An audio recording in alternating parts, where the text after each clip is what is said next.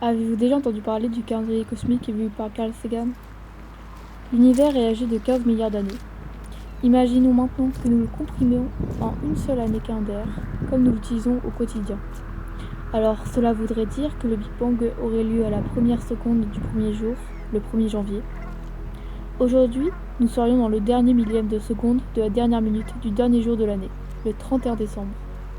Dans un système comme celui-ci, un mois signifierait alors 1,250 milliard années. La Voie lactée ne se formera qu'en mai, et notre système solaire, avec notre cher Soleil et notre tendre Terre, pas avant mi-septembre. La vie, elle, démarre peu après, mais pas nous. Nous, si petits que nous sommes, n'apparaîtraient que le 31 décembre. Les tout premiers êtres humains, vers 22h30 seulement. Maintenant, allons plus loin. À 23h46, les hommes contrôlent le feu.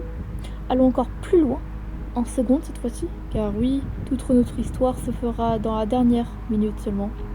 À 23h59 et 20 secondes, la domestication des plantes et des animaux se fera. À 23h59 et 30 secondes, les communautés agricoles font place aux premières villes. Et les 10 dernières secondes de la dernière minute du dernier jour du calendrier feront place aux plus grands événements qui ont finalement construit notre histoire à nous. Est-ce que ça va encore durer longtemps? Savons-nous combien va durer la dernière fraction de seconde de l'humanité? Non. L'humain, dans l'histoire de l'existence même, ne représente qu'une durée courte, infime, insignifiante, dérisoire, qu'un instant, qu'un rien.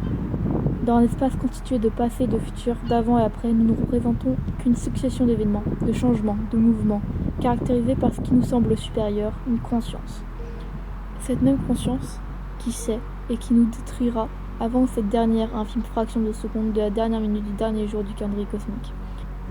Telle une poussière, nous disparaîtrons aussi vite que nous sommes apparus. À l'échelle que nous sommes, cette existence nous aura permis de goûter à la vie, et cela sera toujours considéré comme un miracle à mes yeux, un miracle apparu par des milliers de biais différents, qui pourtant fait que nous sommes ici aujourd'hui présents, vous comme moi. L'espace d'un instant, 18 ans sont passés.